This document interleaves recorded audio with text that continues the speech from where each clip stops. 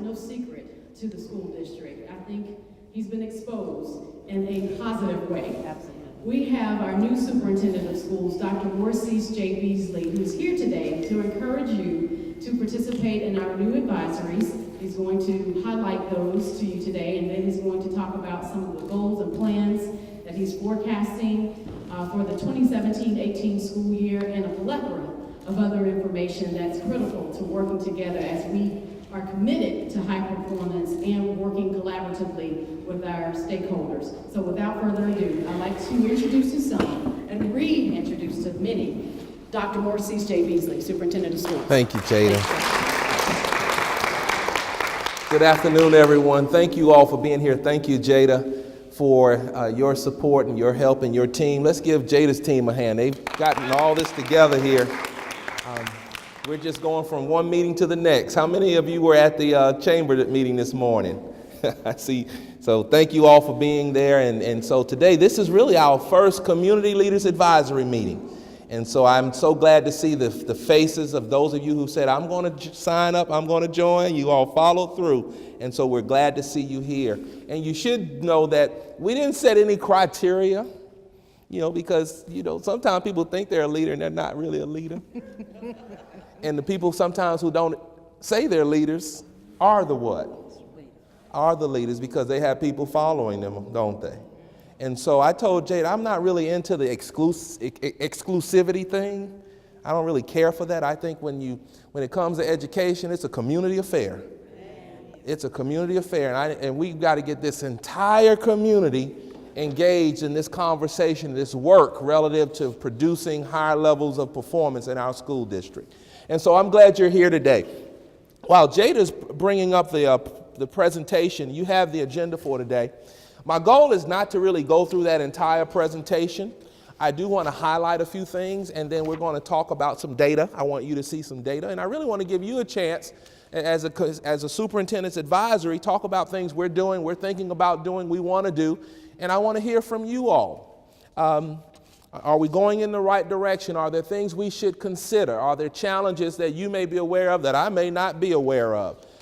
Things going on that may be impeding our progress.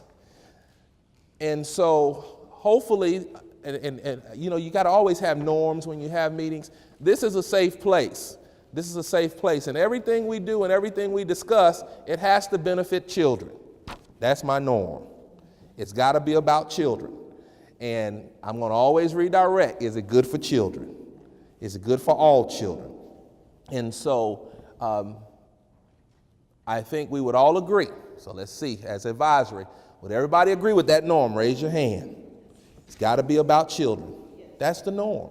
It's got to be about children. And so as long as we stick with the norm, I think we'll be good. I've never seen a decision focus on children that was the wrong decision. Never seen it.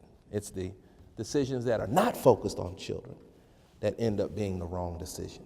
And so we appreciate your advisory participation in that regard. So what I'd like to do, Jada, if you would, let's go to the slide. I want to acknowledge, as Jada goes to the slide that has the areas of focus, I want to acknowledge our board members who are here. Ms. Johnson, wave your hand. One of our board members, let's give her a hand. We thank you for the opportunity to recognize you and for being a superintendent. It takes a board in the state of Georgia, it takes a board to elect a superintendent, to appoint a superintendent. And so we appreciate your vote of confidence in our leadership and abilities to do this work. We want to thank the staff. So I want all the staff members that are here, please stand and so people will know who's the staff that are here. We've got our chief of security, we've got communications and technology represented here. So thank you all for being here as well. But I want to always start out with the areas of focus. You may have seen this, and if you've been around any time in the last month or two, you should have seen these areas of focus. But I want to go through them very quickly and try to share in layman's terms what we're trying to do and what we're planning on doing, what we're doing and things that we're going to do.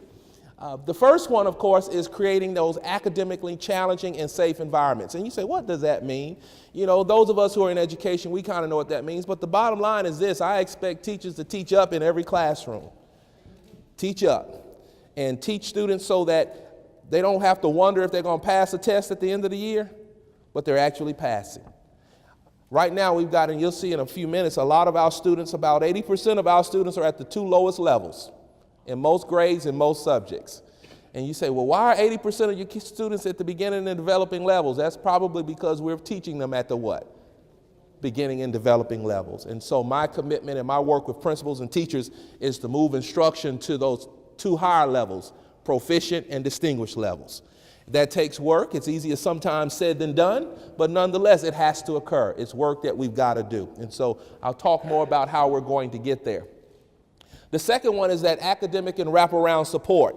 You know, sometimes kids are just not on grade level, but they've got to learn. Let's say a kid is in 4th grade, but they're reading at the 2nd grade level. You say, well, how did they get there? They got there for many reasons. One reason they got there is because a lot of parents, bottom line is politically, they don't want their kids retained for whatever reason. And so sometimes we've just not had those courageous conversations about what we're going to do to retain kids. And then because we don't have a policy or practice in place, what do? We just pass them, we move them on. And then sometimes it's not because the kid has a capacity. Sometimes they just hadn't had a teacher. And so why do you retain a child if they've not had access to a good, effective what? Teacher. So there are a lot of variables that come into play. And so nonetheless, they may be in a 4th grade class, but they're reading and doing math at a 2nd grade level. So what do you have to do? You've got to provide academic support because they still got to learn the 4th grade content, don't they? But in order to really learn the 4th grade content, you got to also address the 2nd and 3rd grade skills that they may not have.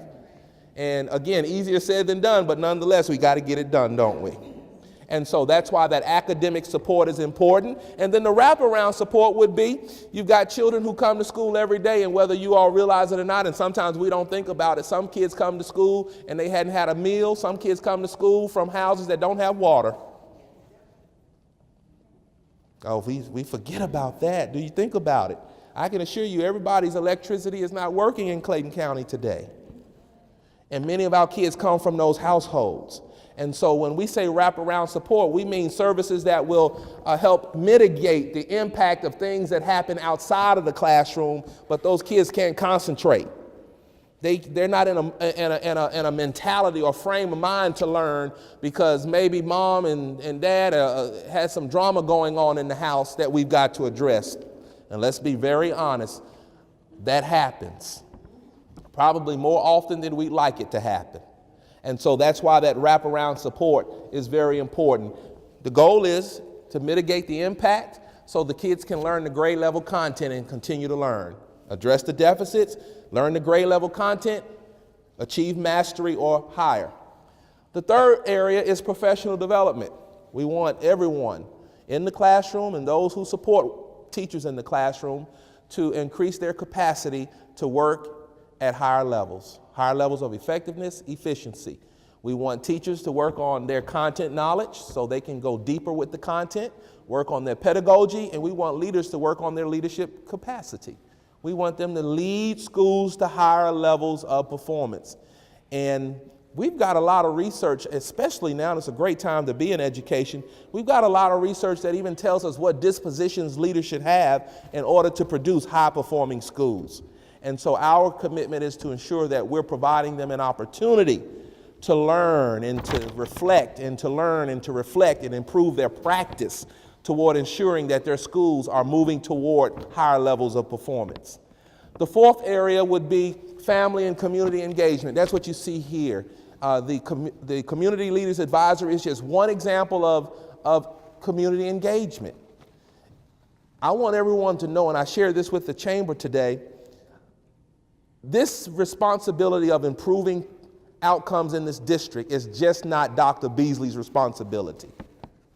It's just not the teacher's responsibility or the principal's responsibility. While I have a role, a major role in that work, I'm not the only one responsible. We are all what? Responsible. In communities that come together, recognizing that those of us who believe in our rights should also embrace our responsibilities, communities that do that produce higher levels of achievement. And that's what this is really all about, engaging our community so we can get there. And then lastly, ensuring that we improve our communication, that we work to develop the right relations with our public, and that we market the great things that are going on, even when things that are not so great occur, that we respond appropriately so people will know that we're doing what we need to do in the best interest of our children, for their safety, for their education, etc. So those are the high-level areas of focus that I have. If you will go to the website, and we'll get Jada to post this PowerPoint later on today, but Jada, go to, just click through and I'll tell you when to stop. I don't remember what slide it was. I'll just pass that one today. But right here, if you go to this PowerPoint or the website, you'll see that there are some documents that are hyperlinked in this PowerPoint. Many of you probably have already looked at some of those documents, but I just want you to know that those hyperlinks are active, so you can go straight to those documents. But it's important for you, those 5 areas of focus that I just mentioned, I want you to start reviewing the 3-year actions to achieve high performance, because we start outlining some very specific areas or things that we need to do to improve or to achieve higher levels of performance. And I'm going to mention a few of those things shortly. But I just, in these critical actions here, I'm not going to read these to you right now, but I just kind of, using a little redundancy, but frame the 5 goals in a little different way, just so people will understand the work that is involved. When you mention goals, it's just not enough to say this is the goal, but there's some work involved in achieving those goals. So Jada, go to the next slide. I believe it's the next slide. And let's talk about the critical work that is occurring. The first thing, we're in the process of supporting all schools. We've had to make sure that we had a shared focus for curriculum and instruction and assessment. Everyone knows what should be taught, what instruction should look like, and how we're going to assess students. Not at the end of the year. We know we're going to get a state assessment, but it is unacceptable to wait until you get to the end of the year to see how your students are doing. That is unacceptable.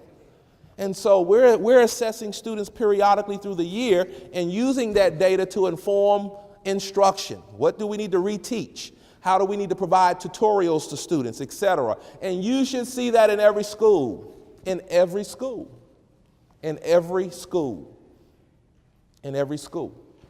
The next thing, we're engaging our community, because we've got a lot of important things that are going on. First of all, the instruction of our students. They ought to be engaged just because of that. Our children are here. I tell my own children, every school you went to, I always introduce myself to who the principal was, because you don't get my most precious children, and I don't know who's over you. And so it's important that we engage the community. We've got the Advanced Ed SACS accreditation and renewal process going on this year. Of course, we're fully accredited, but if you've been in education or around education any length of time, you know every 5 years you got to go through that process, don't you? This is our 5th year. We're going through that process, so we've got that work going on right now. We're collecting data, we're revising our strategic plan, we're doing all the things that we should be doing toward continuously improving our school district. The next one, number 3, implementing those critical conversations with the various groups, superintendent's advisory, this being one of those opportunities. With all of those groups that you see there, school leaders, parents, teachers, students, auxiliary staff, government and elected officials, business leaders, public safety, community, faith-based leaders. It's important. And you say, why so many? Because it's amazing how people see the work from different perspectives. It does, doesn't it? And everybody may see, I can tell you, I'll go over the 5 areas of focus and I'll get different feedback from every group.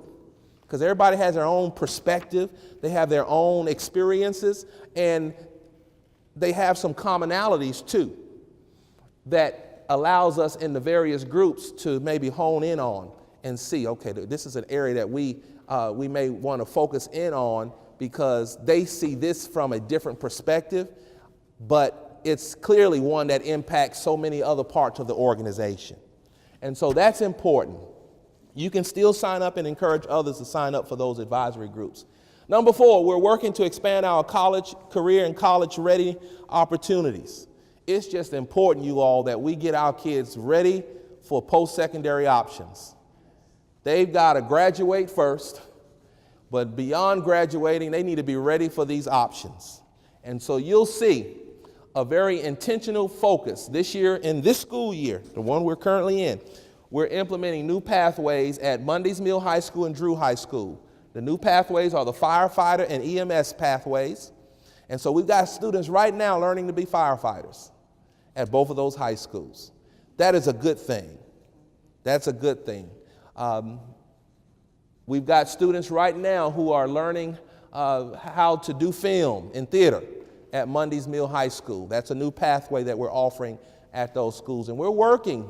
Our commitment is to work with schools to implement these pathways. We want them to think creatively and innovatively.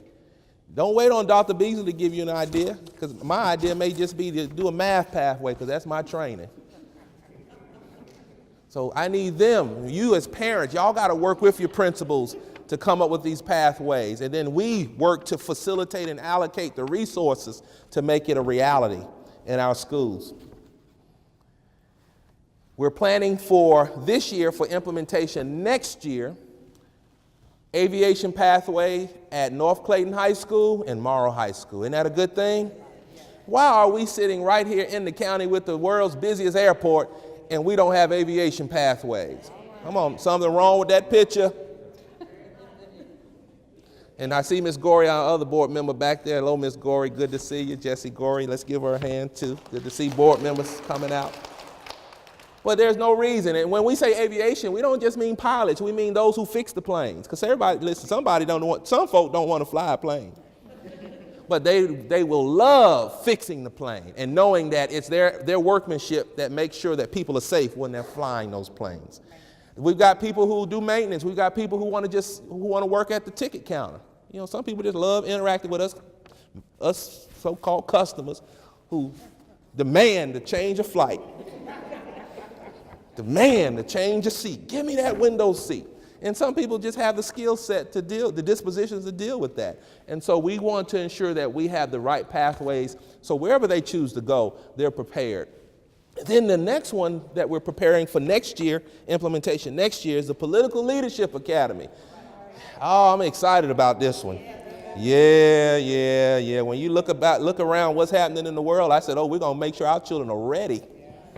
At the local, state, federal, and international level. We said today at the chamber that there are many international conferences that are going on that our students should be attending. How do we have planes leaving our county taking other folk children to conferences and none of those planes have our children on them? Something is wrong with that picture. You say, well, where are you going to get all the money from this? I don't know. We're going to figure it out. I didn't know how I was going to get here today, but I'm here.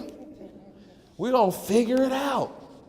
And so, but it's important that I want you to see that we're expanding the opportunities for our kids to finish pathways that they enjoy, that will land them in some great places in life. You can go to the next slide.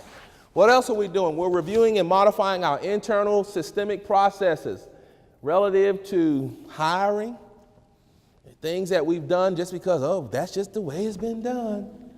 I tell people, please don't bring that response to me. I'm sorry, that is just not, at Sanford University, that is just not something they train us to make decisions by. That's not what we do.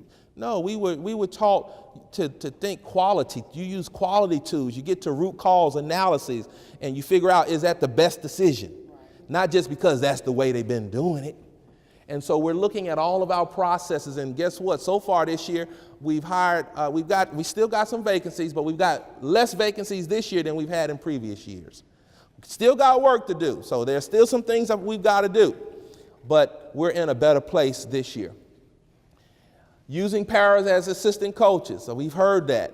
You know, we've got a lot of folk who, they're paras, but they want to serve our children in other capacities. And basically they were restricted from doing so because they were what we call exempt employees working over 40 hours a week. But we were able to get our legal department to advise us, and we came up with a way to allow those individuals to work in our athletic and our band areas as assistant coaches. And so at the high school level, because that's where the need existed. And then lastly, we've removed the fee for those who want to mentor and volunteer at the third level, level 3 is it called? We removed the fee. Now, y'all are clapping like somebody asked y'all to pay a fee. But we just thought about it. We're requesting and asking and begging people to sow into our children, but then you want to charge them when you want them to provide a deposit into the lives of your children. And so we had Chief and some other departments, transportation. We looked at some budgets, we made some shifts, and we said we could handle this. And so we've removed that burden. And so now we're working. Dr. Dunn is not here, but we're working to structure our district-wide mentoring program so we can get mentors in every school, And so more to come in that area. And we're closer to implementation of a district-wide mentoring program today than we have been in some time. And then number 6, we're working on this grad rate, you all, and I've heard that quite a bit. And the district has done pretty good, because I want to say we went from 53% a few years ago to now 69.1%. This year we'll get a new grad rate, I'm thinking in October, November-ish, and I know we're expecting to see an improvement from the 69.1%. The state is 79%, and so my goal is to exceed the state. Does that make sense? But I want you to see, there are a few things that we're doing to address this grad rate that the research says if you do these things and if you do them well, you will improve your grad rate. The first one is implementing 9th grade transition activities. As a matter of fact, not only are we working to enhance the activities that we currently have today, we met with some of the, as a matter of fact, Atlanta Metro, and so we're thinking about doing some college transition activities, college bound, in the planning this year for the summer of next year. And so we're going to have a plethora of opportunities for our students to participate in for summer activities next year. And so just more to come in that area. We're monitoring 9th grade credits. We know that oftentimes when we lose students, it's in the 9th grade that we lose them. They have a hard time transitioning. They don't pass the classes that they need to pass. They drop out of school, attendance, etc. So we're really monitoring attendance. We're monitoring their credits. We're focused on the discipline issues, addressing their discipline, but ensuring that they get successful, they make it through that 9th grade year. Number 3, we're utilizing credit recovery. We know life happens to us all, and I wish I could say that for every semester, all students will pass every class, and you all know that has never happened in America. But we've got some safety nets in place where students can go quickly and recover those credits. So let's say I'm 9th grade and I failed algebra first semester. I don't have to wait till I'm a senior to retake algebra. I've got credit recovery options to immediately recover, if you will, that credit. So I don't have to wait until my 11th or 12th grade year to make up that class. I can finish the 9th grade year with that class already made up. The next one is connecting our students to career pathways. And right now, our students basically do this optionally. But I want you to see the little parentheses the parenthetical comment that I have out on the side.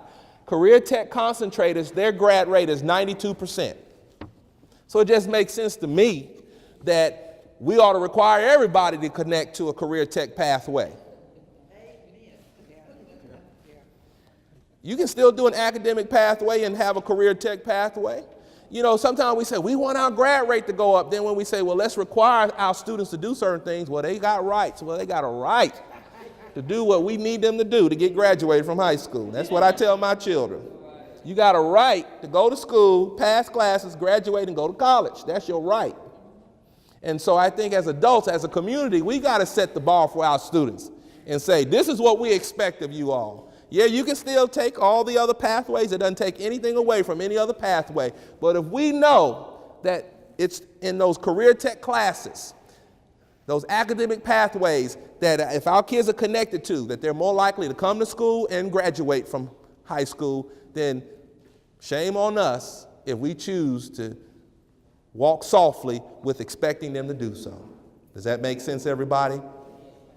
And then the last two things, we're providing at-risk support or support for at-risk students with communities and schools, currently in 4 high schools: Drew High School, North Clayton High School, Forest Park High School, and Riverdale High School. Forest Park, this will be their second or possibly third year. The other high schools, their first year. Other high schools are requesting this wraparound support, and so we're working to identify some funding sources so beyond this year we can provide every high school that wants the benefit of communities and schools that resource in their schools. And they normally work with a caseload of about 75 students that the school identifies that need at-risk support. They provide tutorials. They may even provide, let's say a student is having issues the parents can't pay for a bill or something. They'll even provide support to the family to pay for a utility bill. They'll buy groceries. You know, all those things sometimes that just need to happen for a student to just feel better about coming back to school. They provide that type of support. They provide tutorials. We work with them to ensure that those kids get the credit recovery that they need. And so we saw some pretty good success at Forest Park High School. Out of the caseload that they had, they all started out behind, basically not projected not to graduate on time. We got about 75% of those students graduated on time with their support. So, but we're working to support, expand that support in the other high schools. And then, of course, the high school principals, we started this conversation last year. They want us to consider block scheduling. Now, I don't know if you know what block scheduling is. That's basically where they take 4 classes a day versus 6 classes, and they stay in those classes 90 minutes a day. And I've done every type of block scheduling. I've implemented every type of block scheduling, but I told the principals, you know, it takes some work. Because if somebody struggles to teach in 50 minutes, they'll struggle to teach in 90 minutes. And there are also some other considerations when you go to block scheduling. Sometimes it requires more teachers. You got to have more electives, et cetera, because instead of earning 24 credits over 4 years, you can earn potentially up to 32 credits. And so you got to have teachers in classrooms where these kids go to. And so we're studying that this year to see exactly where we'll end up relative to block scheduling. And then, of course, we're working with them to understand the instructional leadership implications. They got to monitor instruction because you don't want people doing worksheets for 90 minutes or people doing homework for 90 minutes. You want good teaching and learning going on for 90 minutes. And so we're working on that as well. And then the last, number 7, we're working on implementation of a K-2 core integration in certain schools. These schools volunteered as a part of our Swiss application, our flexibility model. These schools volunteered to approach teaching and learning using a core integrated approach. In other words, instead of teaching reading in isolation or science in isolation or math in isolation or social studies in isolation, they will be teaching those subjects using an integrated approach. That requires some pretty good training, and so we're providing training to those schools that elect to implement that model. And you'll notice I said those schools that choose to do that model, because you need to choose to do that model. It's a philosophy, and it just because it's a philosophy, that doesn't mean that it's the best philosophy or the worst one. It's a choice that people make. And so we're giving those schools the opportunity to get the training that they need in order to do that very well. Okay, Jada, you can go to the next slide. We're implementing strategies to improve the following. Advanced placement. You should know this year, one of the things we had to do immediately was to infuse our AP courses with AP level resources.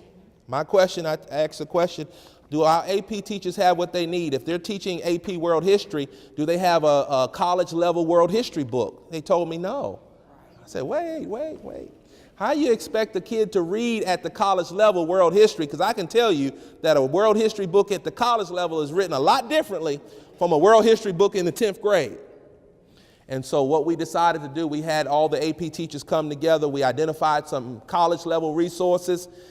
We call them supplemental, if that's what it took for me to purchase them, and that's what I called them. We purchased them, and we're training them on them, and they're using those resources in our AP classes. And so you should, if you have children in AP, you should ask them, let me see your resources that you're using. They should be using those resources. They ought to be reading every day. They ought to be writing every day, because you and I know if you're going to college, you need to be reading and writing what? Even if your classes is Monday, Wednesday, and Friday. What are you doing on Monday, Tuesday, Wednesday, Thursday, Friday? You're reading something, writing something. All the schools, yes, ma'am. All the AP courses, yes, ma'am. And of course, we're working to increase the participation.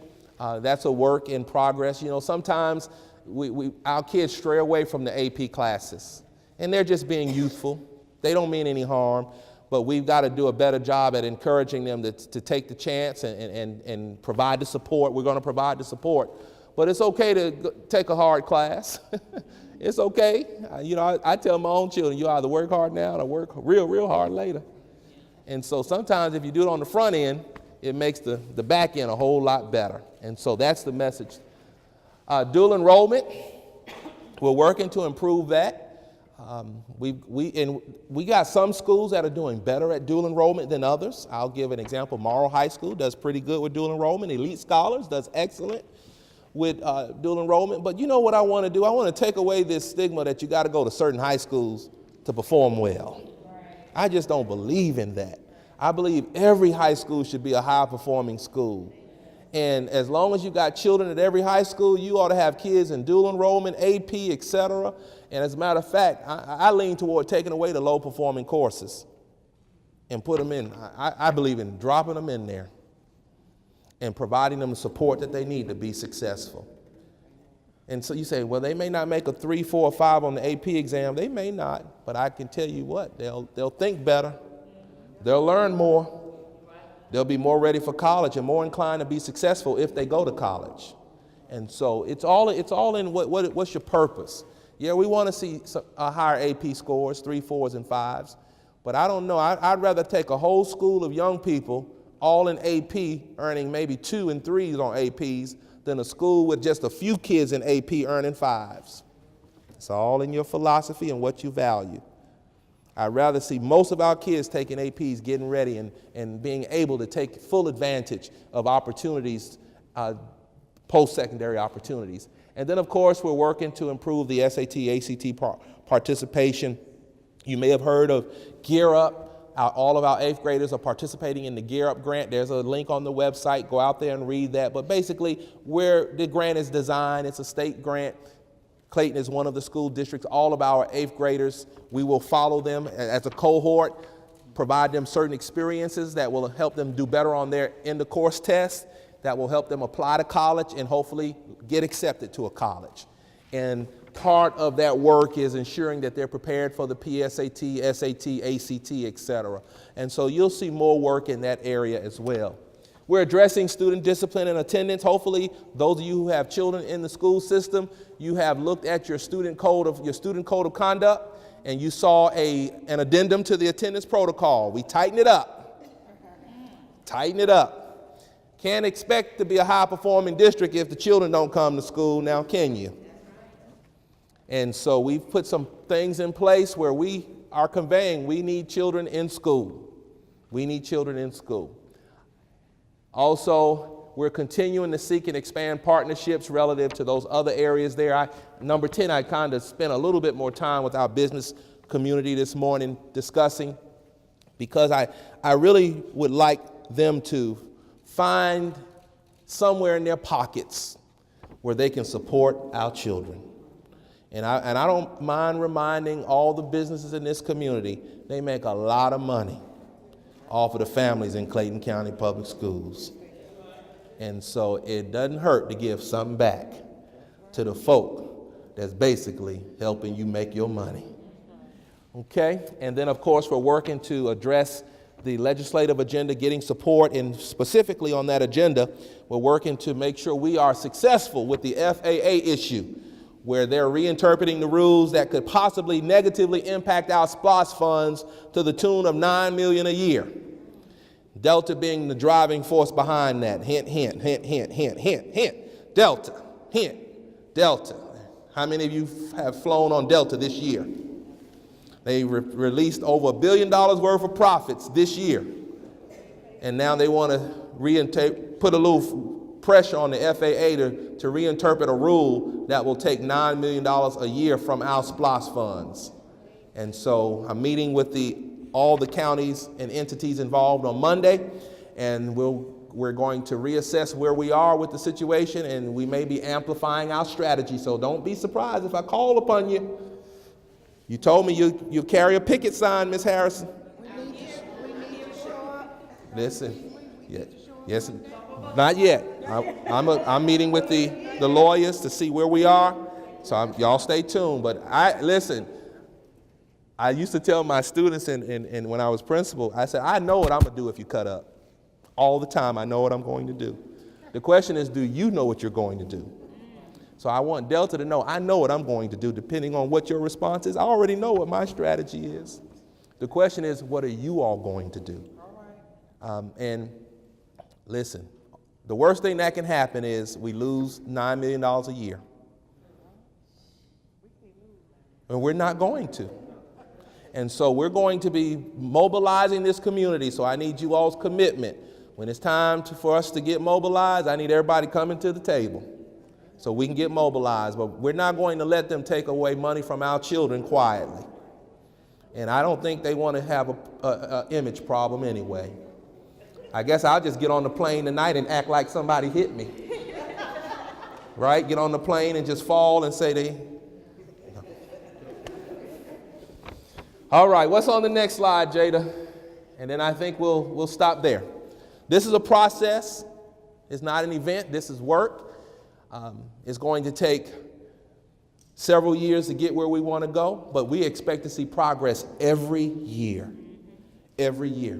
Your participation on this journey and your support are requested, and I ask for your support. As I share with the chamber participants today, we've just got to move as a community. Remember, everything impacts everything. Everything, some people, I've had parents that say, I'm just going to, if you don't do what I say do, I'm going to call the media. I said, and I would just tell parent, Mom, if that's your strategy, but just remember, when you're ready to sell your house and you can't sell it and get the money you want, just remember that call you made. See, people don't connect that. High-performing communities, they don't put their dirt out like that. You know why they don't?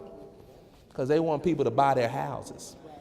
And we got to help people understand that everything about your community impacts the quality of life and your economic viability. They want businesses to come. So they may have issues that they got to address, but guess how they do it? They do it in settings like this. Don't they? And that's all I'm trying to, in my role, is to create a culture of high performance. I'm not saying it's all perfect, it's not. But I don't know of a community that is all perfect. But I do know the communities that work together and produce high levels of performance, they work together in order to get there. And so that's what this is, an opportunity for you to share, you to advise. So I'm going to pause and give you a chance. Jada, you all got the mic. You all tell us, are we going in the right direction? And I know we're just getting started. But what are you seeing out there? What are you feeling? Are there some things we need to be mindful of, things that we hadn't thought about? And there will be more to share as time goes on, but I just tried to be quick today and share, at least at a high level, things that we are doing. But I can assure you, we've got our eye on this system, and we are going to make some very strategic decisions. We are, and we're going to move this district to higher levels of performance. So I'll pause here to see if anyone has to share. Just share your name. Raise your hand. We're operating a microphone today, so Dr. Beasley can respond to this, and so we'll pass it around. And just so you know, it's being live streamed, so everybody around the world can see you. Okay. And they may have questions that they're submitting as well. Okay, thank you. Thank you. Thank you, Dr. Beasley. I'm very pleased with what I'm hearing. And it reminds me of when I moved to Clayton County back in the 80s, when you say everybody working together, because that's what we did. All the communities, all the elected officials, all the communities, PTAs, municipalities, everybody worked together. Yes, ma'am. And all. And I'm very pleased with that. One of my concerns, and you didn't really touch on it, is the discipline. Okay. I just hear so much about that being a problem in the schools and all. And I think if we can get some kind of handle on that, then, you know, we're definitely well on our way, especially if we're going to get everybody working together like what I see here, a combination of Yes, different ma'am. people in here. Well, if I can respond to the Okay. discipline. Last year, we started a task force to focus just on safety, security, and discipline. And so we have strengthened our code of conduct. We have also been working with the high schools to provide support to sometimes our students who are in the 9th grade, who are 16, 17, 18 years of age. So we have identified who they are. We're providing support for them. But K-12, some things that we're doing is a lot of discipline sometimes is caused because of just sometimes students are being silly. They're just being children. So we're training to make sure that we've got the right rituals and routines in every classroom. So management is very important.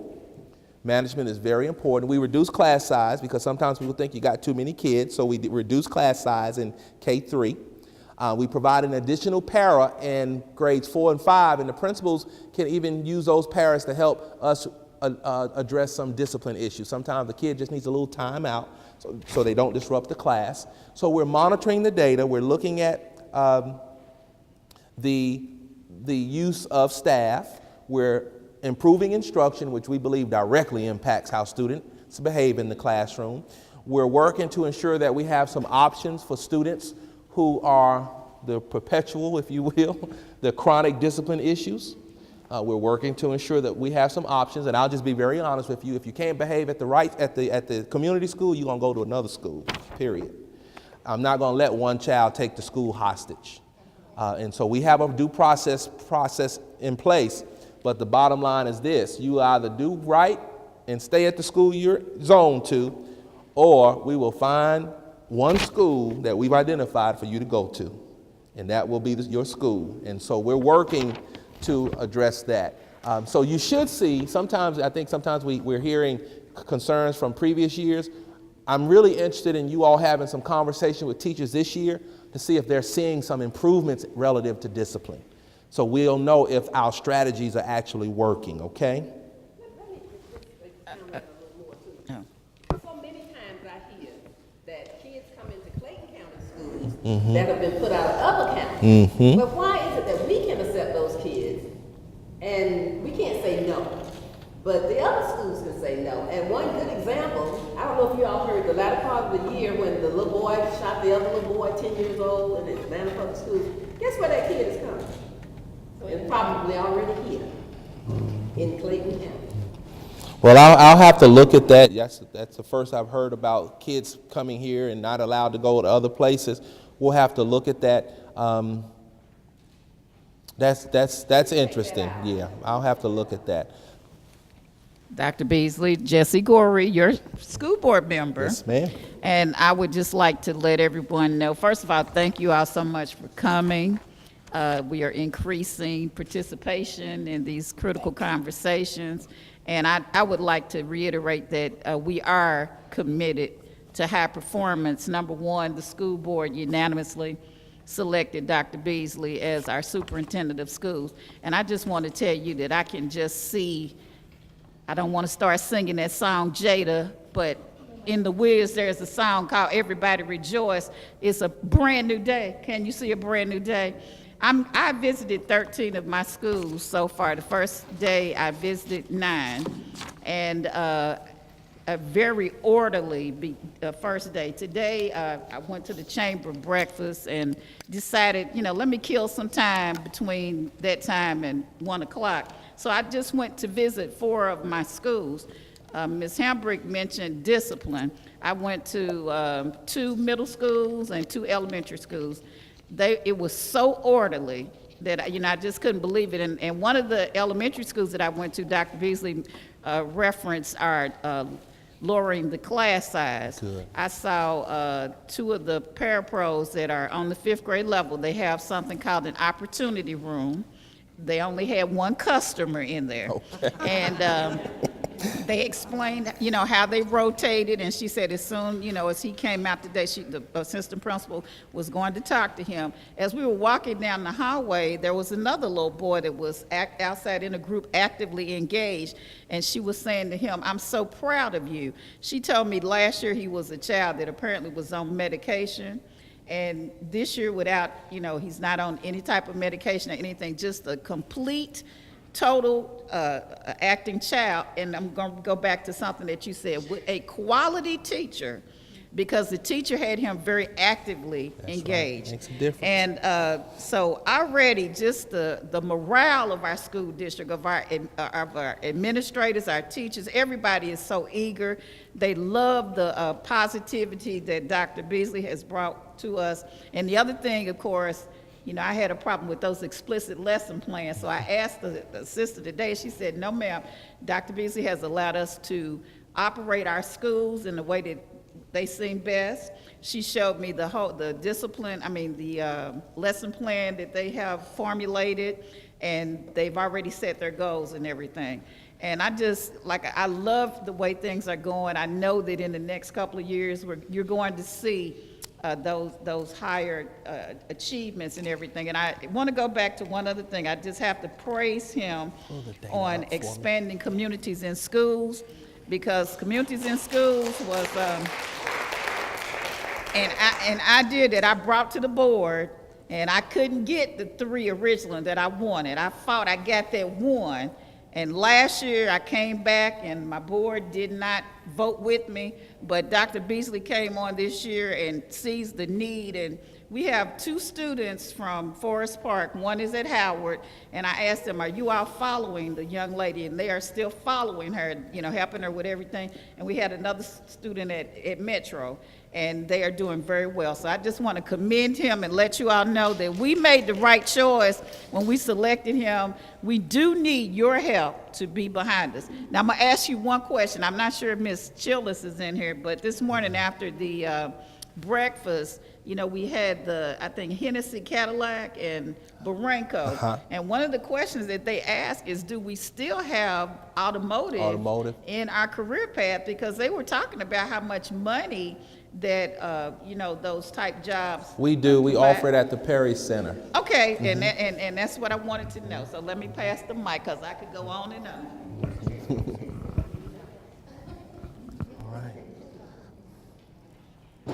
While you all are doing that, Jada, on the agenda I had the data, so I asked Jada to pull up the data, and I just want you all to see that last year we implemented some things in the role that we were in as Chief School Improvement Officer, and so we saw some bump ups in the data. We even saw some of our growth outpacing like the the average for the metropolitan school districts. But we still got to make some fundamental shifts in our data, because right now I'm just not comfortable with 80% of the kids at the 2 lowest levels. I think that data should shift. 80% of the kids should be at the 2 highest levels and not at the 2 lowest levels. Okay. Oh. Look, she's changing the focus of the meeting. All right. Thank you, ma'am. Hi, Dr. I think it's Hi, on. Dr. Oh, hi, Dr. Beasley. I Good want to say afternoon. welcome. Welcome. My name is Miss Arvis Walker. I'm PTSA president for Forest Park High School, and we welcome you. I would like to say that we are so excited, and just what you said, everything impacts everything. We are totally on board with that. We have become 2017-19 through 19 National PTA School of Excellence. Excellent. Good job. I got that email today. I hadn't responded because I saw it while I was driving. Not while I was driving, but something like that. But I saw that.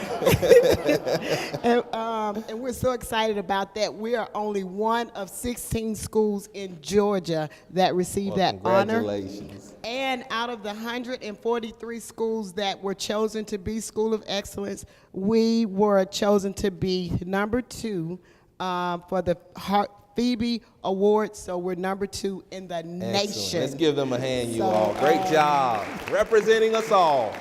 So we're really, really excited about that. And as everyone was speaking about the discipline, over at Forest Park High School, Community in Schools, Mr. Avery is amazing. Yeah. We enjoy working with him, and I'm so glad that you opt to put that in more schools because it is such needed. Well, I just made the recommendation. Your board voted for it. I And know, so we y'all love thank our your board. we truly love our board. But over at Forest Park High School, we have also started a program called POPS, and it's Say it again. POPS, POPS, and it's something that Mr. Manning has allowed us to include, and it's parents, partners on patrol services. Okay. And what we do, we have our jackets, and I'll send you some pictures. Okay. We have our vest, and he's going to get our pops put in there. And we're stationed around you the go. school to That's be how you do extra eyes for the resource officers. They've trained us, and this is just different things that we're doing over at Forest Very Park High good. School. And we welcome you, and we want to see you at our school. Listen, I'm coming over there. That's a great, see, that's what you call parents and principals and teachers working together. The solutions are not coming from outside of you. You have the solutions. You are the solution. So I'm glad to hear that. Congratulations on that honor. And I'll read that email when I get a little downtime, sit down time, okay? Okay. Let's toss it to Dr. B real quick so we can go over this and then we'll go back to questions. Very quickly, you all, and I know you can't see this, but I just want you to see. Right now I have ELA and math data here, and I don't know if Jada can make it a little larger. Jada, can you just make it a little larger? But I want you to see, I have two columns that are highlighted. Proficient, distinguished and higher, and then, let's see, this is proficient and let's see, is that percent proficient and higher with distinguished. So let's say we got third grade in reading. Only 21% are considered proficient and distinguished. That means 80% are below. If I add not the lowest performance level, which is the beginning level, but if I go one level higher, that's the distinguished level. If a developing level, thank you. If I add that, it's 55%. See, we got a lot of kids in that developing level. We just need to ramp up that instruction to push them over the hump so they can be in this category here. Does that make sense, everybody? And so if you look at 21 and 55, the difference is 34, right? 34% are probably right there at the cusp, and if we can just ramp up their instruction, instead of them being performing at the lower end, they may jump the hump and perform at the proficient end. Does that make sense? And so you'll see where the MRESA is. You say, what's the MRESA? That's the metropolitan districts in the metro area. That would be your Clayton, your DeKalb, APS, Gwinnett, Rockdale, etc. There are so many of us, I want to say about 10 or 11 in the MRESA. But look at their average for proficient and higher for third grade, and look at developing and higher. And so we're at 21% for proficient and higher third grade. They're at 40%. And then Jada can show where the state is, 36%. Okay?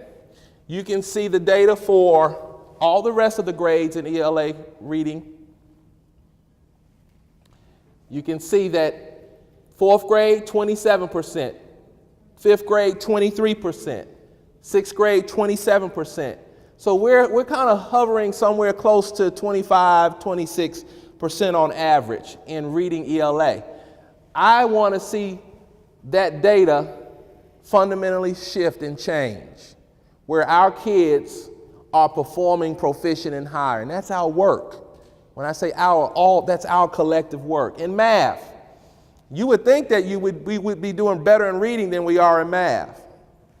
But look in third grade, 29% performing proficient or higher in math versus 21% in reading.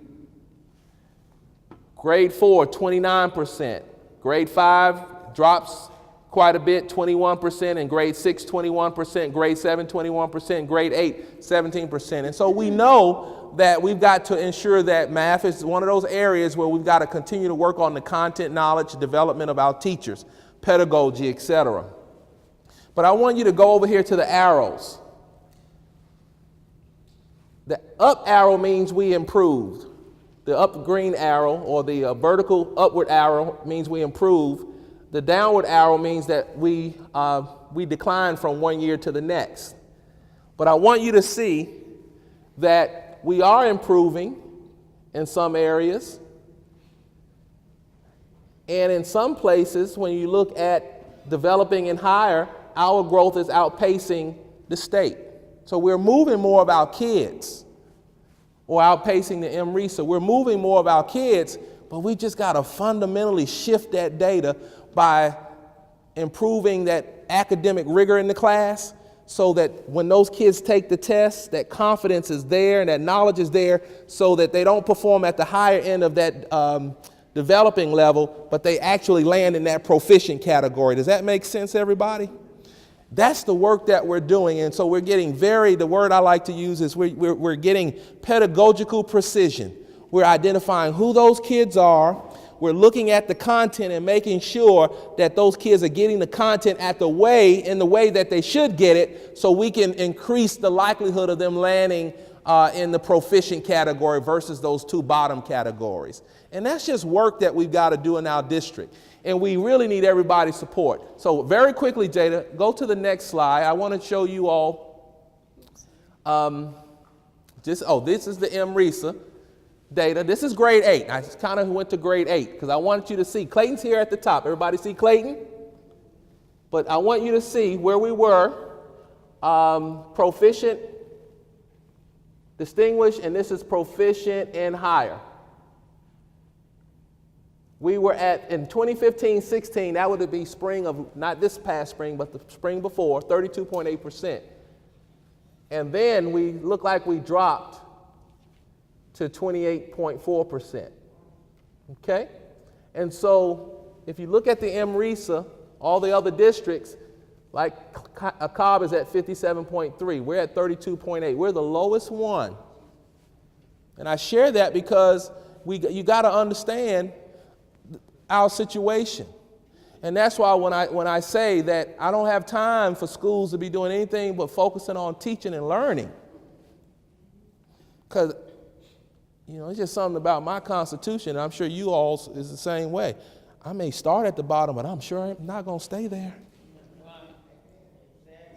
And so the principals know that's a conversation we've been having. That's where we are maybe this year, but that data has got to change. Got to change. And so why is this important? Because we got to make sure that every child has a teacher, a great teacher in every classroom. In every classroom. And morale impacts that. And the way we support teachers. See, all of us are recruiting today. Listen, when you see on the news, Clayton County this and Clayton County that, all you're doing is hurting your recruitment efforts. I'm telling you, they will not come. They will tell you I'm not coming. And so that's what I tell people. That's why I work positively with the media, because it's important. It's important. You say, what are you doing to recruit? The question is not what am I doing? What are we doing? Recruitment is a community effort. If you want high-performing teachers, then they have to see us as a community supporting what? High-performing teachers. And that's why we've got to continue to address discipline and morale and all of those impacts, if you will, to people making decisions as to whether or not they want to come to our school district. But we're working to fundamentally change that data. I just wanted to show you how, establish a sense of urgency. A sense of urgency. Yeah, we have challenges. We've got probably quite a bit of kids that are in poverty, but that doesn't mean they can't learn. It sure doesn't.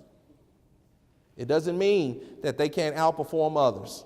Right. And so part of our work this year is establishing those high expectations relative to what should be happening with curriculum, instruction, assessment, using data to inform our instruction, making sure that the students are getting the interventions that they need, and that work should be occurring every day in every school consistently.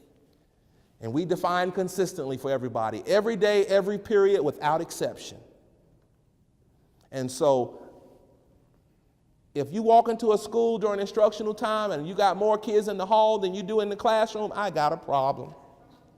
I'm sorry, I got a problem. If I go into a school and I ask, well, who are the kids identified for an intervention, and no one can answer that question for me and show me evidence that they've been identified and that they're actually getting the intervention, I've got a problem. because you have the data, you've got the resources, you've got the teachers. I expect this critical thought to occur as to how those resources are going to be used in order to fundamentally, significantly change these outcomes, period. And I'm not telling them to do something that I hadn't done. I've done this. It can be done, but I can tell you this, parents, it won't be done when the school's out of control. It won't be done if the community, the home, the school, the teachers, the principal are not all working what? Together. It won't be done. And so you'll see I'm real big on people working together as a team. Take all that other drama out of it, come together, and let's do what's best for who? Children. If that happens, this work can and will be done.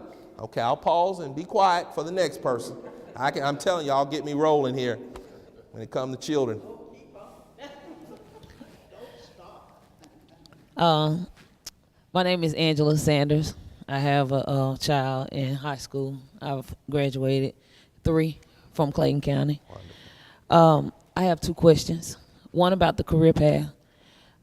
If students are interested in a particular one, say you have someone who lives in Mundy's Mills district but is interested in aviation once it starts, will they be able to go to a different school, or do they have to choose? We have a career school choice, and I have Dr. Wiley was here. We do have a process.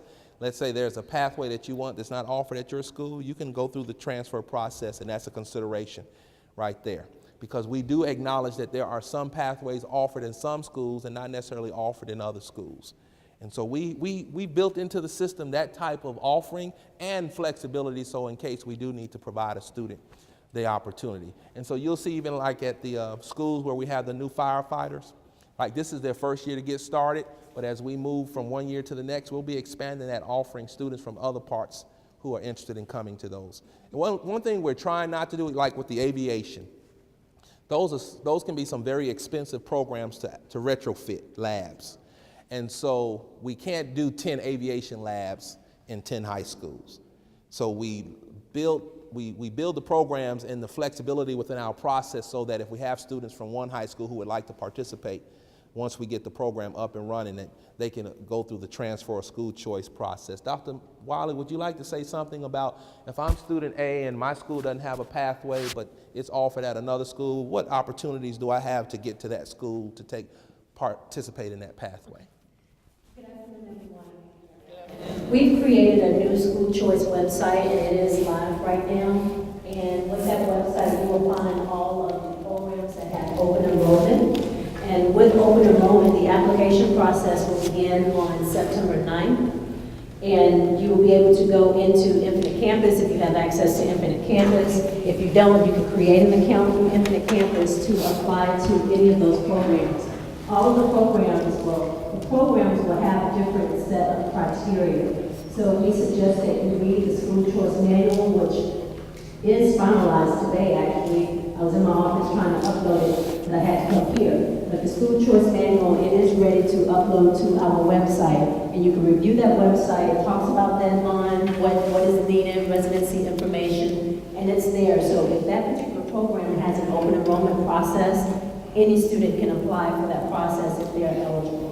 So Dr. Wiley, when is that information going to be massively communicated? If it opens September 9th and today is August 24th, have we massively, I don't remember. We sent a postcard home. It was just delivered to the post office on Friday. Okay. So whether or not the post office, whether or not it's been mailed, I'm not sure, but it's at the post office, ready to be delivered to our families. Every single family from pre-K to 9th grade will receive a postcard describing what we're doing. We will have a meeting on September 9th at the Professional Learning Center for all interested parents and students, and that's what the postcard states.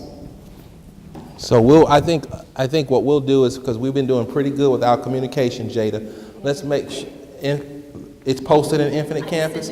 Very good. So we'll always remember, go to Infinite Campus, because that's our place to check grades and also to get information. And we'll also do an email blast out to the parent email addresses that we have. We have about 16,000 parent email addresses that we've been blasting out to critical information. And so we'll send that out as well. Okay? My second question, I noticed yesterday as I was going home, looked like a bus maybe coming from Point South Middle. There were way too many students on the bus. They were standing up and everything. And I realized that we have the advertisements up for bus drivers. What are we doing as far as that? Well, we're advertising, clearly, but we're also monitoring to ensure we've had some incentive programs that we're implementing.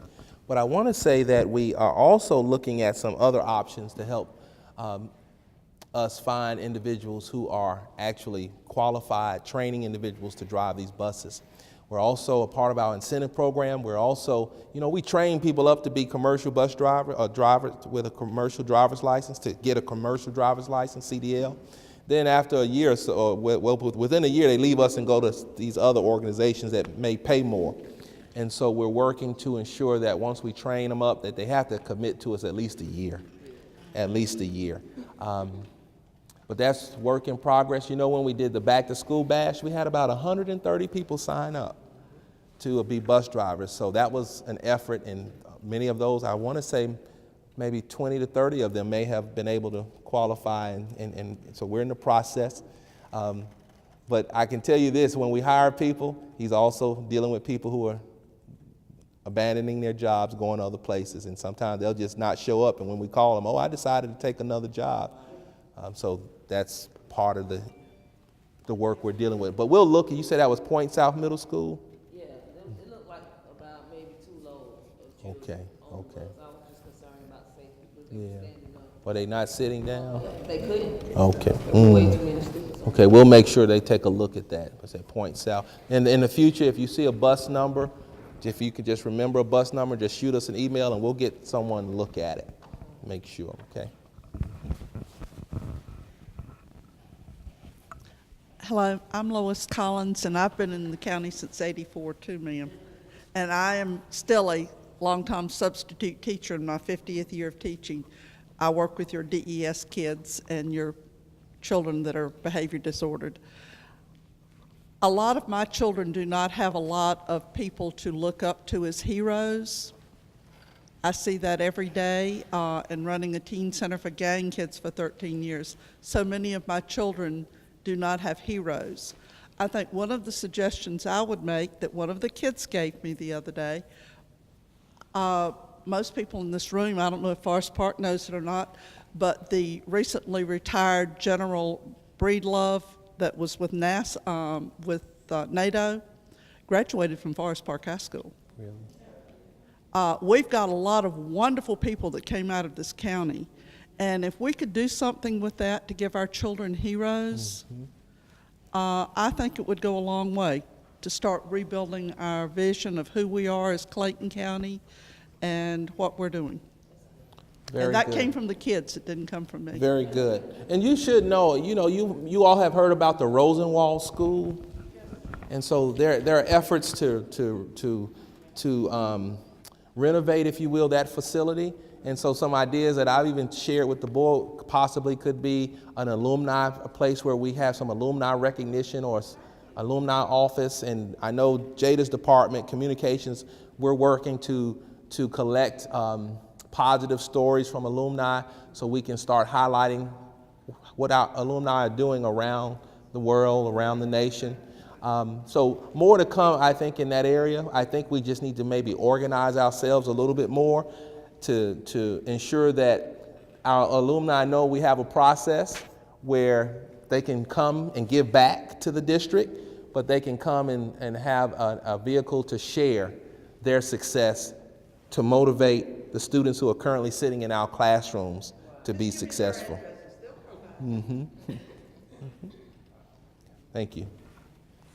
Hi, my name is Shay Peoples. I have a son who's in the Clayton County. But one thing that I wanted to suggest is the parental involvement as far as like information that goes out to parents through the week or throughout the month of what our students are learning. Oftentimes, like last year, I hardly ever knew what my son was studying. I had to, so that I can help him in advance. Most of the time it was, I just want to know in advance what's going on and what's to come, so I could kind of get a jump start on that. That's a good comment, and I'm going to always go back to the school. What grade is your son in? He's in the 5th grade this year. Okay, and so we got the technology today where teachers can do newsletters, where they can send emails, or you can email the teacher. There are many ways for that to occur. So I don't know exactly what the practice is of your son's school, but I would always say work with your principals and teachers. If that's something that will help parents, then that should be a conversation you all should be having to see how can we get that information. How can, on a weekly basis or bi-weekly, we can get some type of information about what students will be learning. That's a solution that occurs at the school level.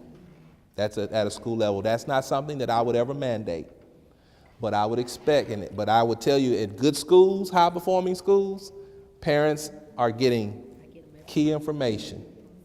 And so I would want you as a parent to have that conversation with that principal, with those teachers to figure out, because if you want that information, just think about all the other parents who are not here who would appreciate that information. Yes, sir. Thank you.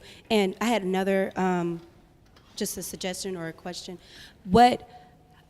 How can we empower the parents who can't help their students with homework because they don't know? How can we empower them to be able to help their students and feel comfortable with that? That's a good question too. You're good.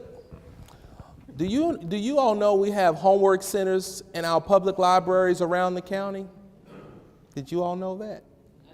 I just learned that the other day when I met with Ms. Lett, the director of the Clayton County Library Services. We have homework centers around the county that will basically provide support to students in our public libraries from, she said around from 3 or so to 6 o'clock or so.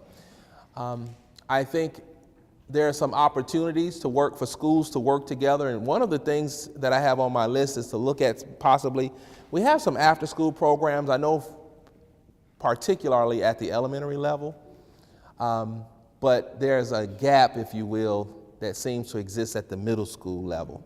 And so that's an area that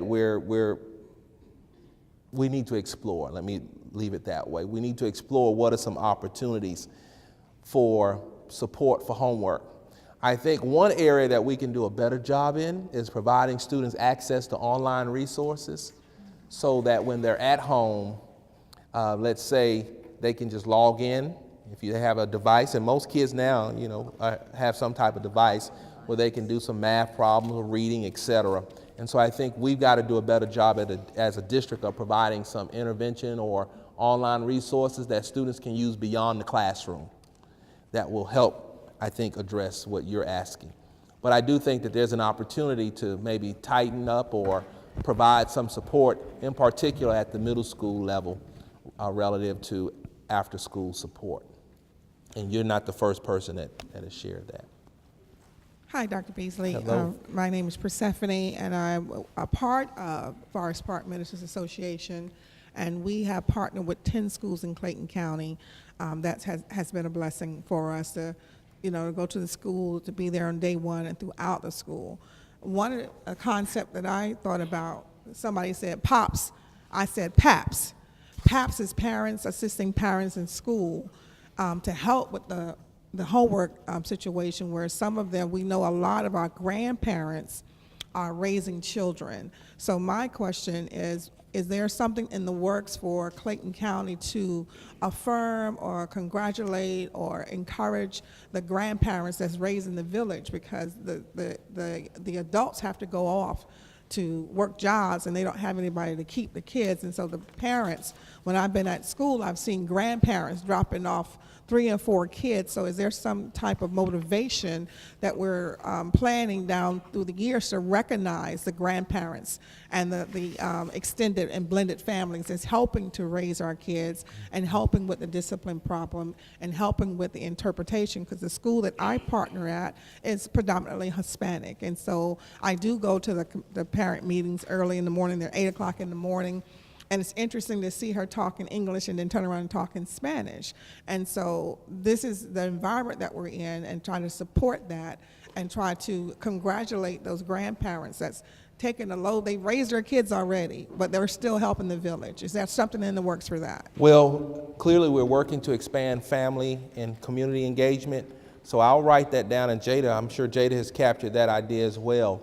If there's something that we can do to support our grandparents and others. I know many schools have school functions, grandparent day and, or grandparents participate in reading opportunities, et cetera. But if there's an opportunity for us to do some district-wide events, I think that's a great thing for our community. And I can assure you they would like some support and recognition as well for the work that they're doing to sometimes keep the family together. They do. They're the rock. Mm-hmm.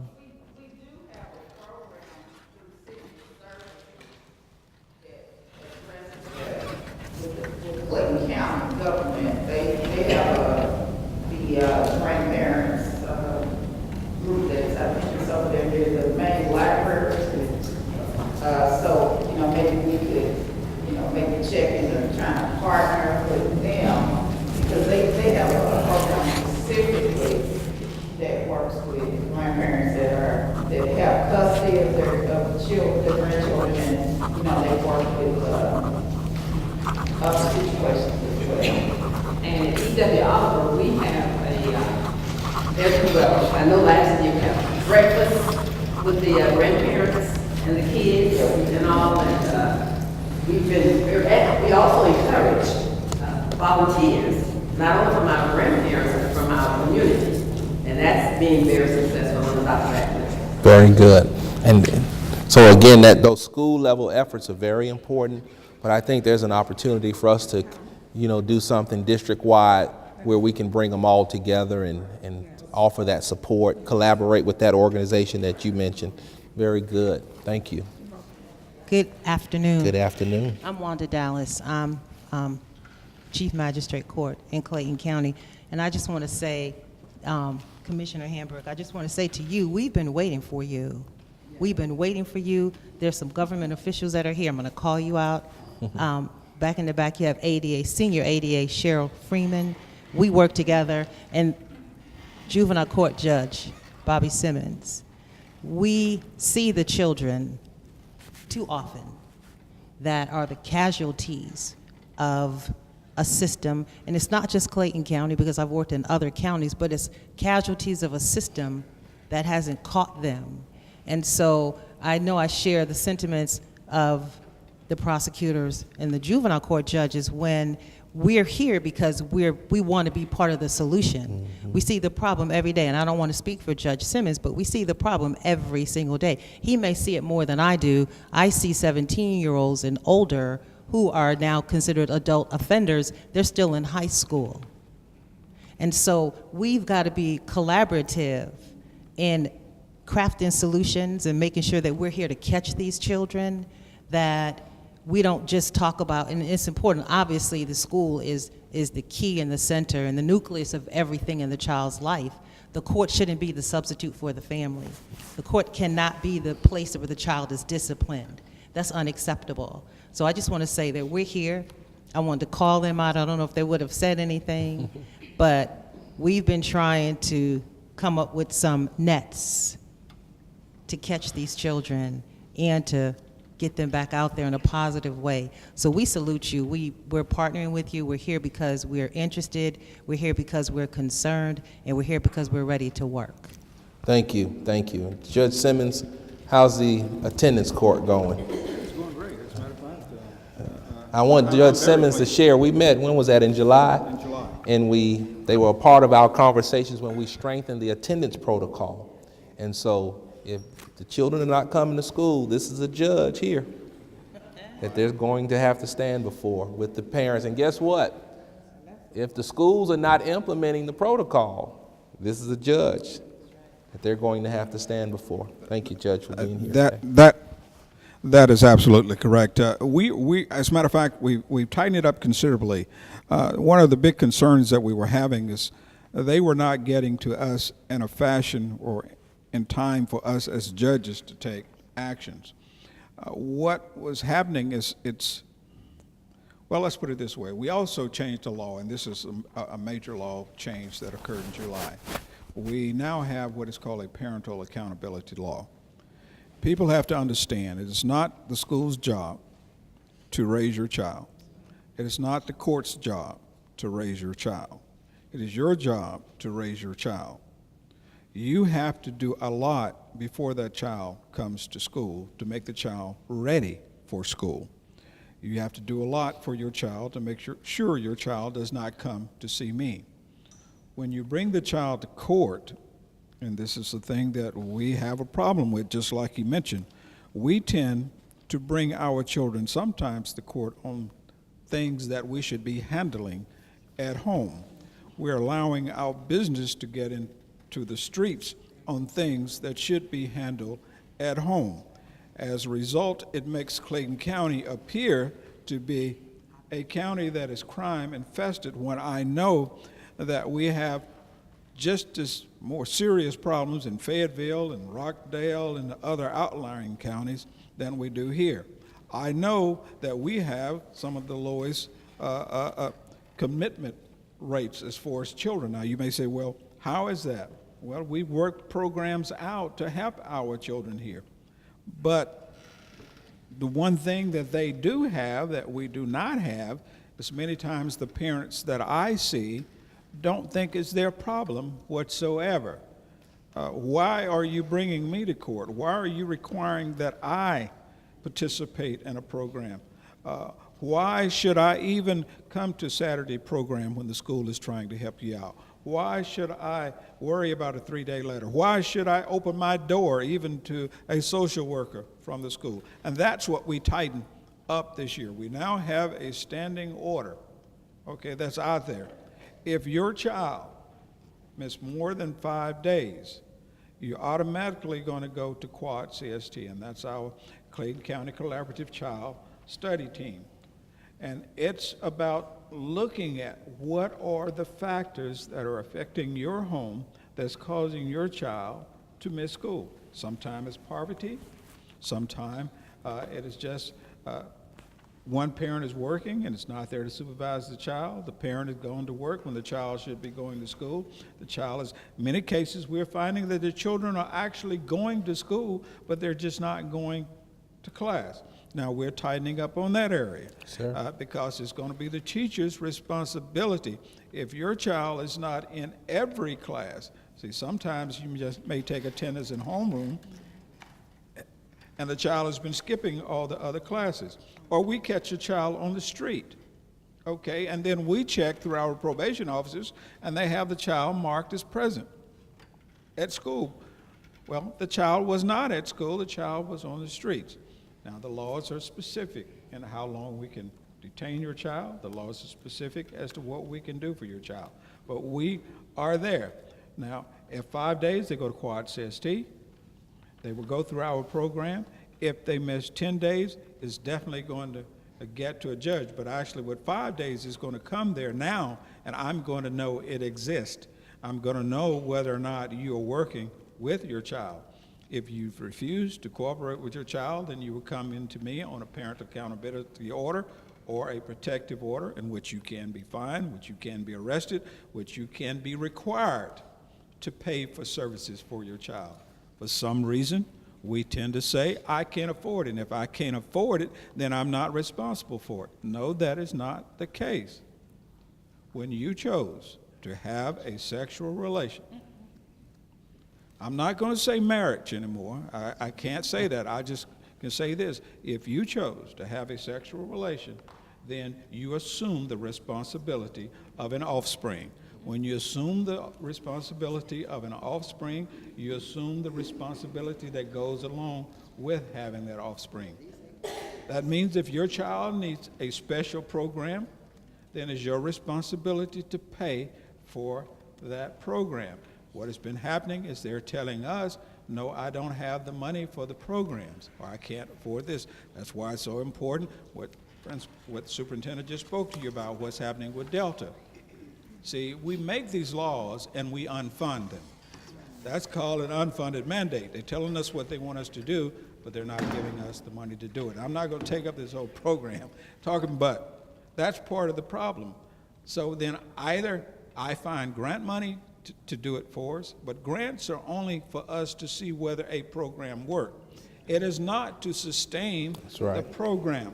That's why it's a community problem, just like he's saying. We have to come up with the money to make our community work. And if we come up with the money and do what's necessary, we can either put the money in the playpen, okay, we can put the money in the real pen. And that's what's happening right now. But I appreciate what the superintendent has done. I appreciate the efforts that they're taking as far as truancy is concerned. We're speeding this up. I'm seeing these children a lot quicker, and I think it's going to have a major impact on the truancy in regard to our schools, because we're having too many children missing grades simply because they were not at school. That's right. All right. And thank you all. Thank you, Judge. Thank you. Okay. Okay, we've got to, how much time do we have? Oh, okay. Okay.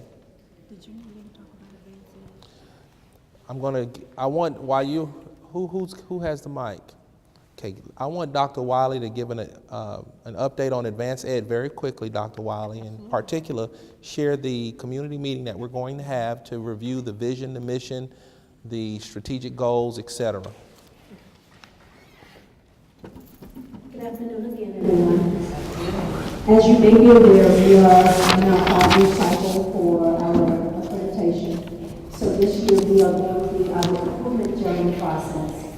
In March 2018, March 18th to the 21st is when Advanced Ed will be here evaluating our system to determine whether or not we're going to be reaccredited. And we are moving right along smoothly at this point. Everything is in order. Training sessions, so we are on point for that particular session in March. But most importantly right now is that we are having a community update meeting in September 30th from 9 o'clock to 4 o'clock p.m. And it's so long because we're going to actually do some work. We are asking that all of our community members, our community leaders, please attend that meeting, because that is when we're going to actually revise our strategic plan, our goals, our core beliefs, and also our mission and vision for our district. So it's important that we have everyone involved and not just our Clayton County Public Schools staff and parents. We need the community leaders as well to really get involved in that process. Again, that date is September 30th. At the Professional Learning Center on Battle Creek Road from 9 o'clock a.m. to 4 o'clock p.m. And I'm trying to convince Dr. Beasley to provide lunch on that day as well. Because you know, when people leave to go for lunch, they're most likely not to return. So we want to keep them there during that time so we can do the work for our students. Thank you, Dr. Wiley. You're welcome. And so we want to see you there. So that's September 30th from 9. Yes. And we have a board retreat that day. It's all in the same building, so I'll be between two events. So that is Saturday, September 30th. Saturday, September 30th. Mm-hmm. We will. We will. Yeah, it will be a work session for our parents, so I'll be kind of in between. And I also have an employee mixer that day in Lee Park. So I'll be very busy that day. It just happened to be the day that everything landed on, and we had so many conflicts that we were trying to navigate around. We just said we're going to make it happen on this day, so it wouldn't have to be too far out. Okay. Yes, ma'am. Thank you, Dr. Beasley. It's on. Thank you, Dr. Beasley. Judge Dallas, I appreciate you, and just like the judges that are here and the educators. I am just a concerned citizen. I am not a parent, but I've been active in the community for a while because we have so many issues, but my passion deals with our children. And I was very, very excited at the Board of Commissioners meeting when we got the collaboration with the fire department that I said to Ms. Goree after, okay, so now I'm excited and I want to see aviation in the schools and I want to see auto mechanics and I want to see nursing programs because my background is in aviation. And so I've actually been, from one of the board members, been suggested to go to the 2 schools that have aviation to offer my expertise in assisting them with that. I've been an aircraft mechanic for over 30 years. And so I'm really excited about the programs. And I had a couple of questions. One of them was, you mentioned an alternative school. Do we have an alternative school here? Yes, ma'am. It's at the Perry Center. We Perry have Perry Center is a center. It houses the alternative school.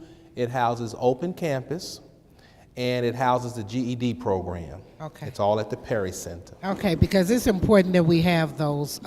Some of our children, unfortunately, have been in households where they've not ever been supported, and by the time we get them in the school system, they're so far gone. But this is an opportunity to allow them to get back on track. And just so you'll know, FYI, we only use alternative school for students in grades 6 through 12. We don't use alternative school for K-5. Oh, thank God. Thank God we don't need them for K-5. And I wanted to ask the judge, where do we find those new laws that you just mentioned? I am going to, because I do with Organized Clayton, we have a pretty big following because we are addressing the issues in the county, and I honestly wish that our Board of Commissioners could operate in collaboration with the community and the other, for instance, the school systems, in the way that you're collaborating with the community and the teachers and the parents to bring our school system to a place where companies are going to want to come here and do their business, and we will have children who will have the skill set to fill some of the jobs for the high-tech companies that want to come here. We're having kind of a problem with the collaboration in that area, but I'm very happy, Dr. Beasley. And as you know, I was doubtful because of where we've been in our school system when you got here, but like I told you at your inauguration, that anything that I can do to support you in the school system, that I am absolutely here. My name is Darlene Johnson, and I'm just a resident of Rex, Georgia. Thank you for being that resident. Thank you, Ms. Johnson.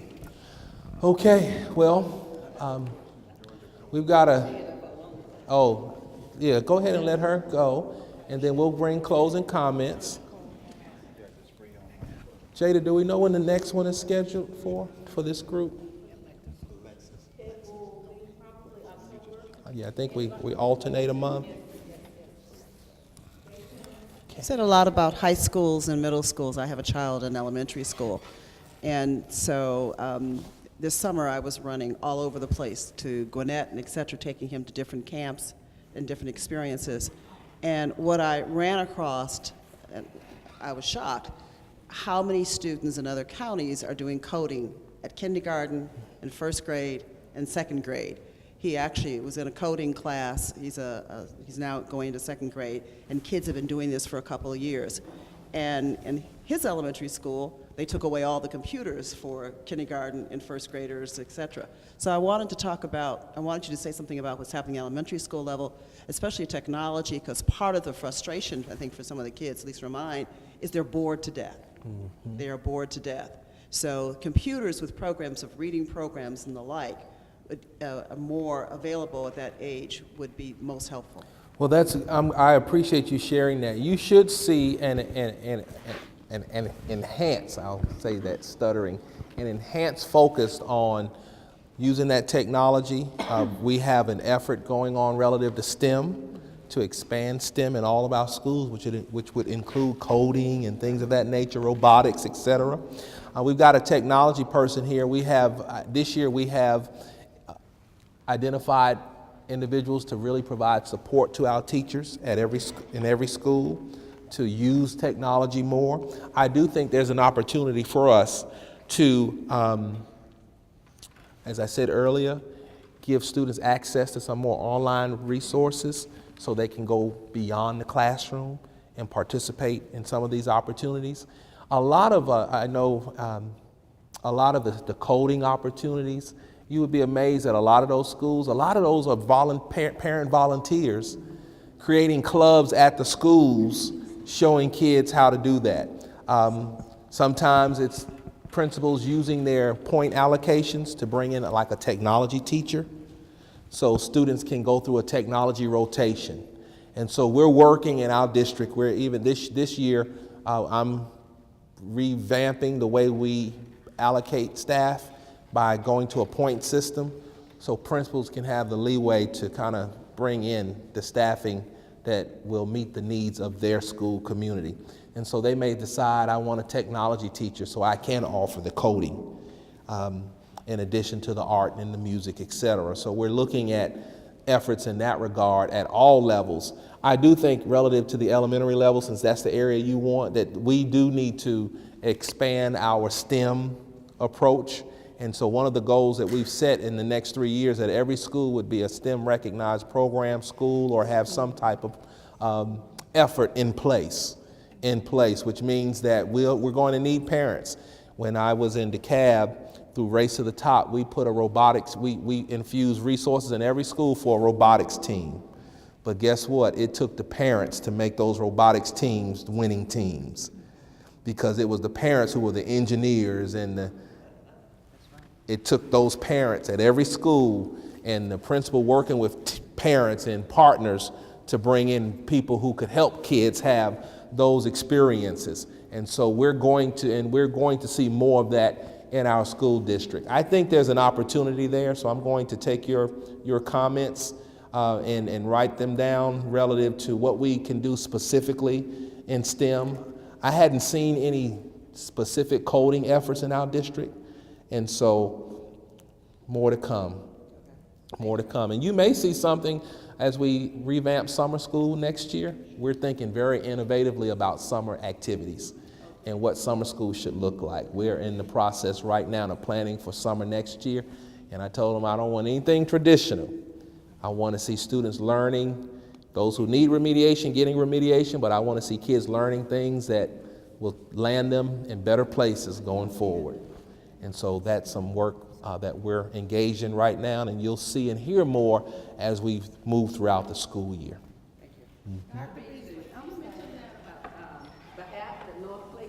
Oh yeah, North Clayton students, they worked in concert with a company. I can't remember the name of the company. Do you, Commissioner? But I don't remember the name. But they developed an app to diagnose school buses.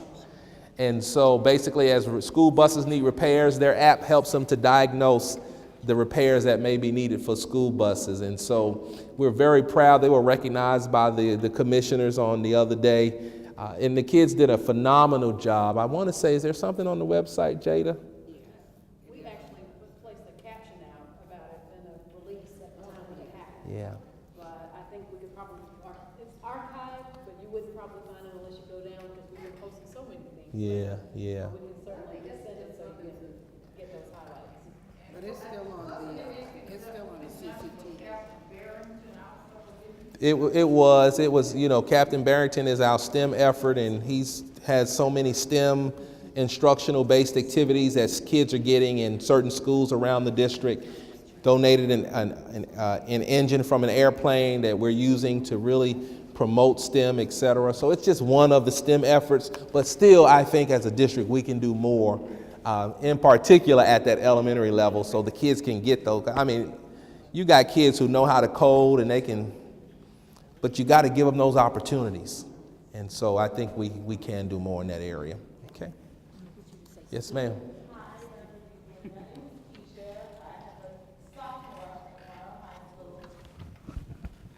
I guess two questions. I volunteered with the back to school ninth grade registration, and my concern about that was, what about the upperclassmen, the sophomores, junior and seniors, and getting their advisement from counselors and picking up their schedules? They had to come in the very first day. And of course, as a parent volunteer, I was there to help navigate the hall system, to keep down, help kids find their classes. But I think it could be cut down if advisement for upperclassmen could start maybe a few weeks before school starts. If we do 1 week, the counselors come in earlier, advise, print schedules, let teachers. That captures credits that may have been missed, or I just say make sure that they're on the right track to graduating, to help with the numbers. I know it probably will be, you'll have to see the funding for paying those counselors, but that's... And check to see if they want to come. Yeah, check to see. But that way, on the first day of school, everybody knows where they're going, and you can start teaching the very first day. Yeah. Because I know we're preparing them for college, and when you go to college, you get a schedule, you go to your classroom, first day you get a syllabus, and then you start lecture. Yeah. Well, as a matter of fact, we had the conversation the other day about counselors and why are they coming back on the same day that the teachers return, or why they're not coming back sooner or later. So that, as you said, that is a funding consideration. And so we have to look at funding. And then what do we specifically need them working on? Are they working on schedules, which is important, or are they working on advisement, et cetera? So that's just some internal conversations we've got to have relative to the role of counselors. We are working to expand. There are some schools that have part-time counselors, so my goal is by the middle of this year to ensure that no school has a part-time counselor, but they're all full-time, which should help. But I would say that those students should be getting advisement throughout the year, and if that's not occurring, that greatly concerns me. I ran a high school of 2,400 students, and advisement had to occur for every grade level, period. And it didn't happen during the summer. It happened during the year, and it was expected to happen. And so if that's an area that we need to be looking at, if our students are not being advised, then I need to know why they're not being advised, because they should be in the 180 days that they're in school. I was just trying to find supplemental time for the instruction. Oh, I understand. Increase the numbers. Yeah, I understand. The data. Yeah. The second thing about STEM, at my role, there's a certain number of kids getting STEM. And I want to know, will there be, I guess, a way to implement STEM for the entire school, or so we can raise the rigor for the entire school and not just this certain number of kids? Yeah, that's a good question. But you should know that our philosophy and our effort to increase critical thinking is directly aligned with the engineering principles. And so while it may be in math or writing or in ELA and reading, we're covering some of the same components in the instructional process. And so I wouldn't assume that just because the students are not in that STEM program that they're not getting a STEM focus. Because we've aligned, Dr. Chillis is not here, but we've aligned all of our instructional approaches with the STEM process that develops the type of critical thinking required for a student to do well in the STEM areas. And we've aligned all of our instructional frameworks to that process. The words may be used, maybe the component may be called something differently, but it's the same process. I'm optimistic.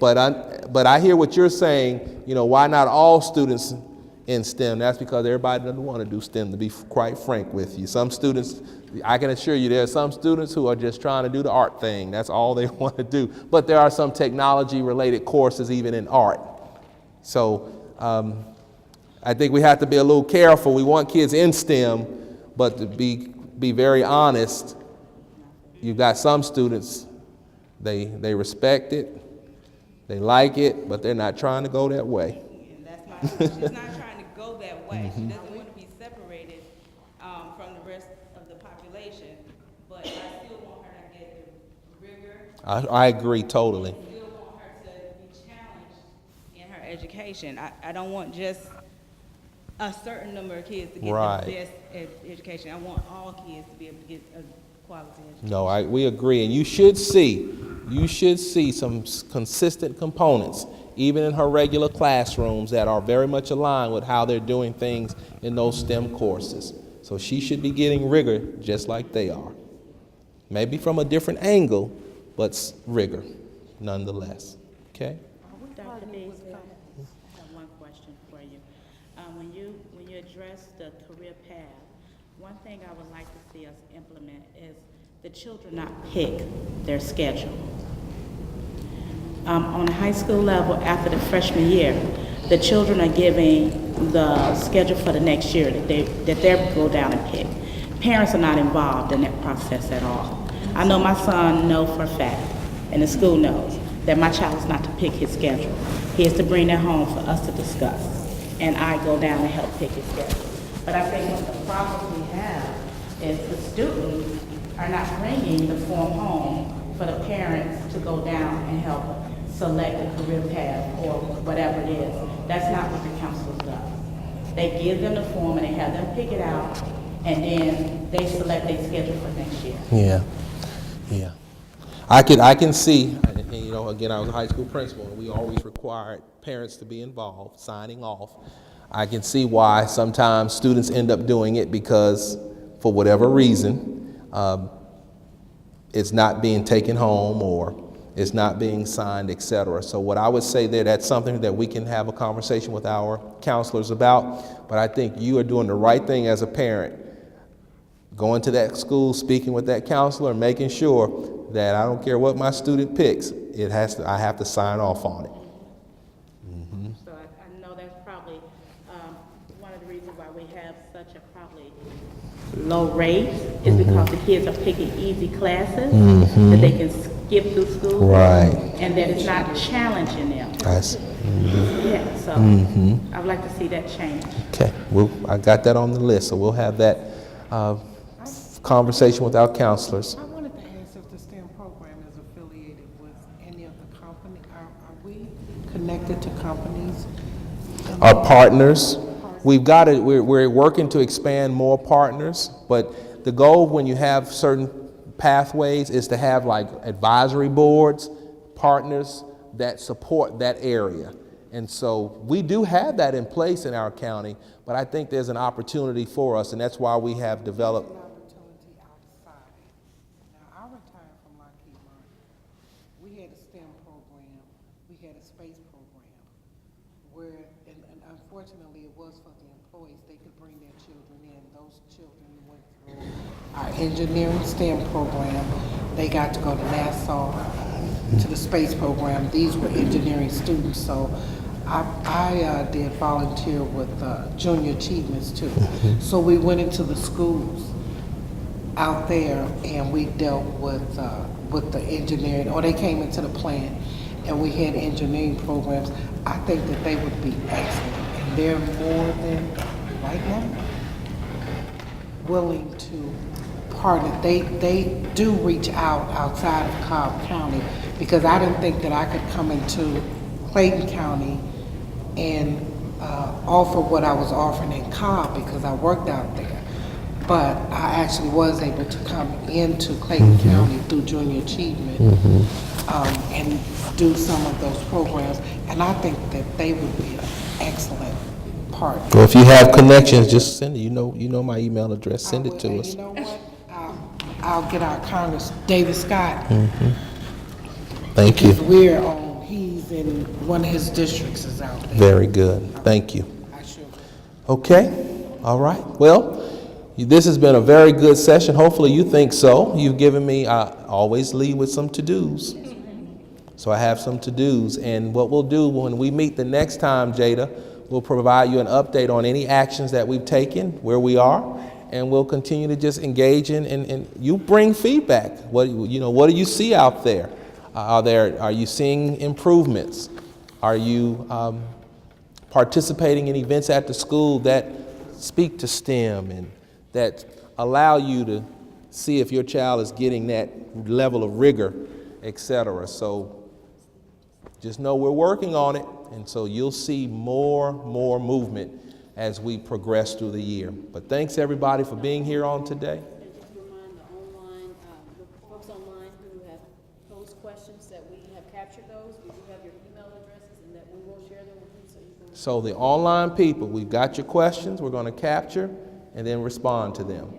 Very good, very good. All right, all minds clear? Was this helpful today? Yes. It was for me. Thank you all. Have a great evening, and we'll see you the next time.